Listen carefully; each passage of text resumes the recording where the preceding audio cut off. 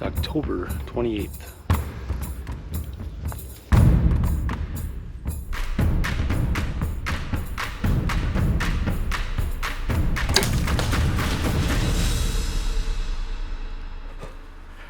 I just killed Dibs. Matt Aggie is one of the newest members of our team. Matt lives and hunts in southern Wisconsin. Matt's been preparing for deer season all summer by working on his food plots and practicing with his prime bow. When opening day finally arrived, Matt was ready and tagged a big nanny right off the bat to put some meat in his freezer.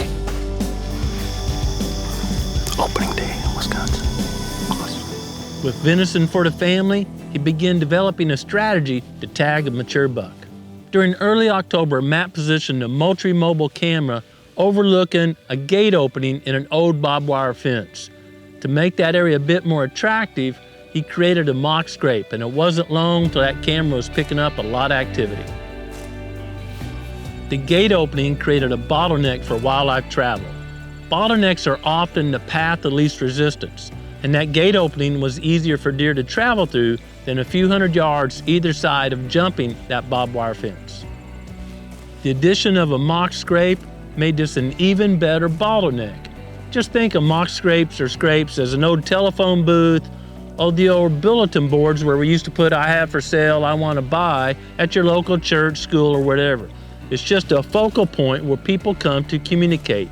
That's what the scrape served as and was working well. Scrape activity tends to increase throughout the pre-rut as more and more bucks are scent checking and leaving scent to express their dominance or trying to find a receptive doe. However, once we get to the rut or a certain percentage of does are receptive, scrapes tend to leave over or they're abandoned for a while as bucks focus on just going through the timber, going through the habitat with their nose in the air, trying to find the scent of a receptive doe. There's some percentage in there, I like to call it about 30%, where it's more effective just to cruise through and try to cut the trail of a receptive doe versus going to a scrape. The reverse is true after the peak of the rut. There's not enough receptive does for bucks to spend energy just cruising all out trying to find one, so they return using scrapes. That portion of the scrape behavior period usually isn't as active as the pre-rut, but it's still worthy to place trail cameras on scrapes at that time. When you look at the farm where Matt hunts using Hunt Stand, it's easy to see a strip of hardwoods that makes a travel corridor between a couple of production ag fields. And just south of that fence gap was another scrape on the edge of that travel corridor where a big buck they like to call Dibs was frequenting. He liked to use that travel corridor in that area, and the scrape was just a pinch point where they could get some pictures. During the afternoon of October 27th, a good buck worked the mock scrape at the fence gap. The research has shown that bucks physically put more steps, that may be within their home range or venturing just out of their home range if they sense a receptive doe during the pre-rut and rut.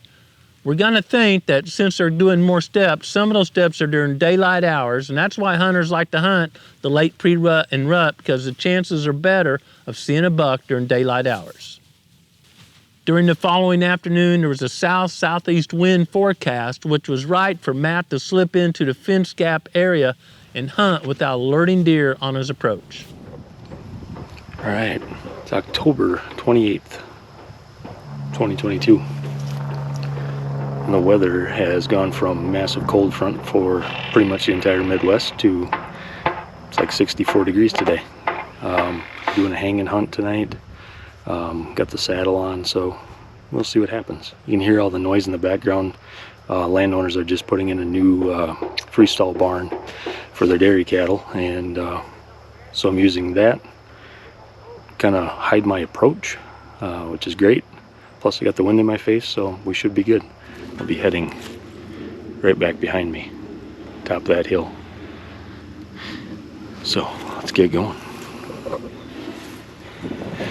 New scrape right here.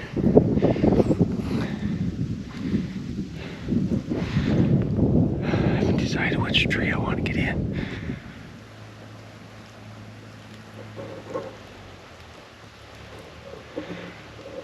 Try to ease into this hickory tree.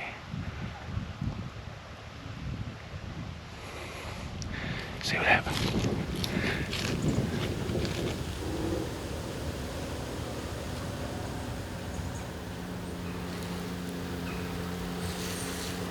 The sun was still above the corn when Matt spotted a glint of antlers along the edge of the timber.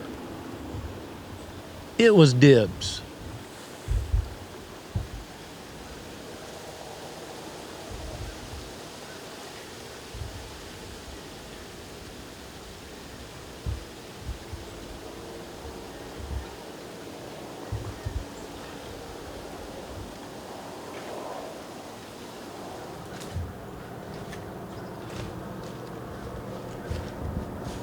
Dibs hadn't read the script, and he jumped a fence rather than going through the fence gap, entered the timber, and was walking away from Matt.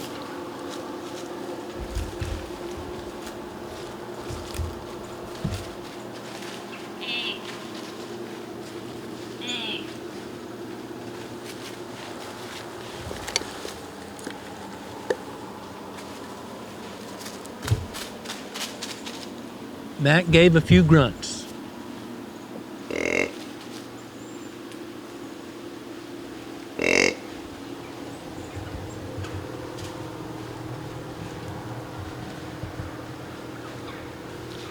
Dibs seemed to be responding to Matt's calls and was working his way back in that direction.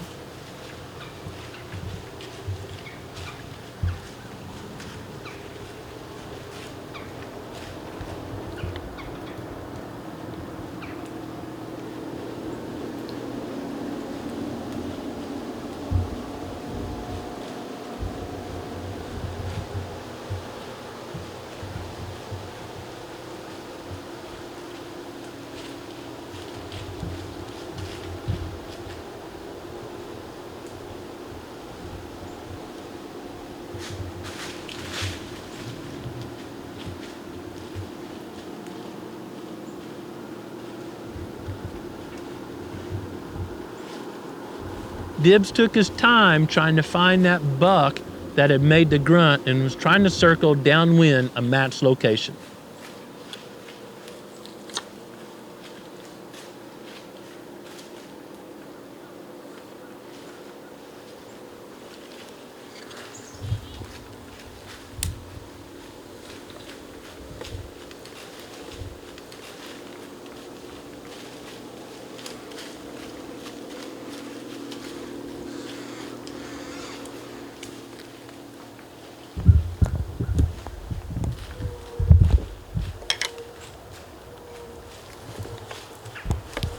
Meh.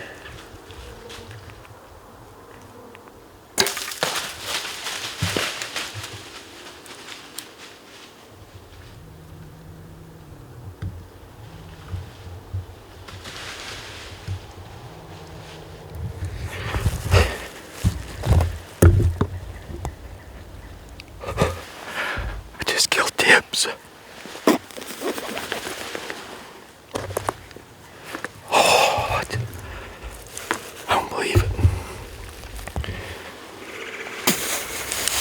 October 28th, baby.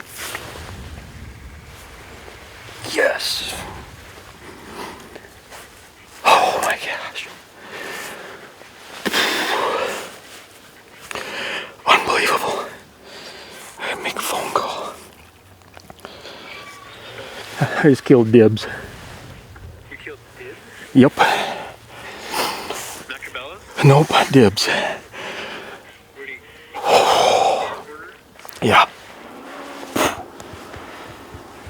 Got reinforcements coming for pictures. Man, I can't believe that happened.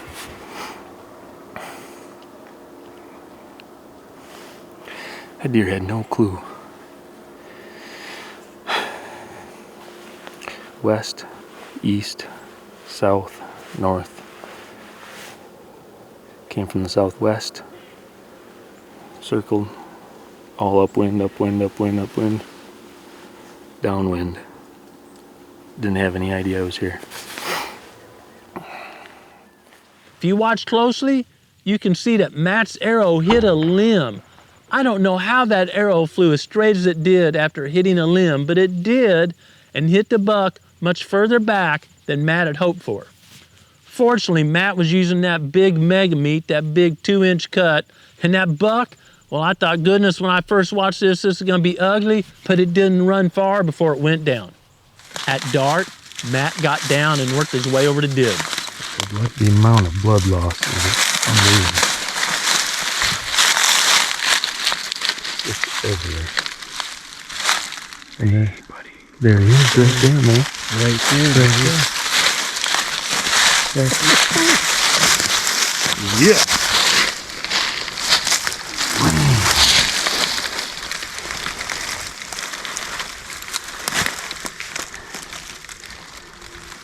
Oh, that's Dibs. Double splits. Good night. What a deer. Look at the neck on this guy. Congratulations, Matt, on a well-planned and executed hunt. Matt went in with a saddle, read the conditions, and picked the tree he wanted to hunt for that exact wind direction. Matt picking that tree resulted in a great set of antlers for the wall and a lot more fresh venison for his family. Can't wait to show it off back at home.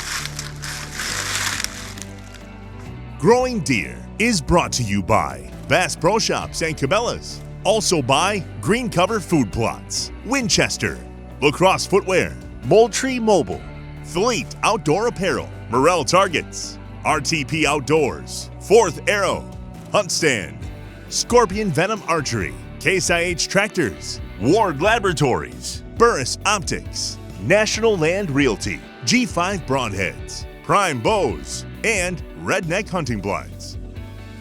Matt's scouting and hunt was textbook for a pre-rut strategy, and I think there's a lot we can learn when we dissect Matt's hunt. Matt's hunt was on a travel corridor, and that travel corridor was composed of a hard edge with fresh signs such as scrapes. No scrape right here. There can be additional pinch points along such travel corridors, and they may include, terrain features or even an open gate or a fence corner that kind of pushes deer into a certain area. I think it's also important to talk about how this buck responded to the grunt call. This buck was drifting away from Matt's location, so he used the grunt call to try to salvage the hunt. That obviously worked well, but notice how this buck tried to circle downwind and identify the source of the grunts rather than just march right in.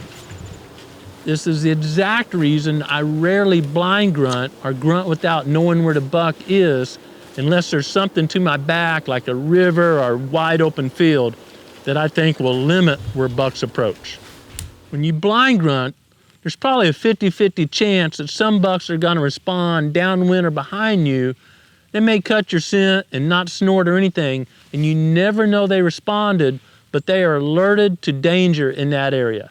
In fact, that may be what we call burning out a stand, and you may alert deer from using that area for several days. I practice what Matt did. If I see a buck that's not offering me a shot and going away, I think the hunt's about to end for that buck, I'll always throw out a grunt or two. I think the response is either positive or neutral. Rarely do I grunt unless the buck's way too close. It's going, oh my gosh, there's nothing right there, that the buck just bolts out of there.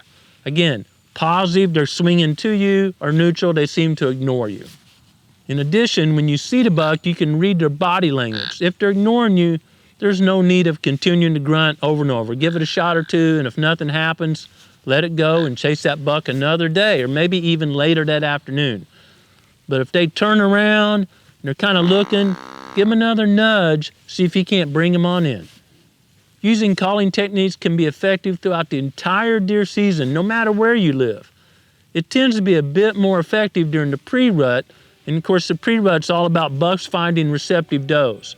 So the best call to use during that time is communicating there's a receptive doe right here, and that call is a tending grunt.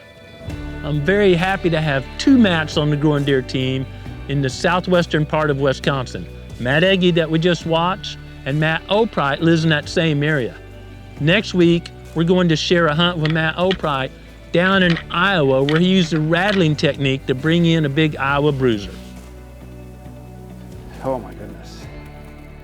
Using deer calling techniques and watching bucks respond to those calls is a really exciting way to enjoy creation. But even more important than that is taking time every day to seek God's will for your life and applying it to your daily actions. Thanks for watching Growing Deer.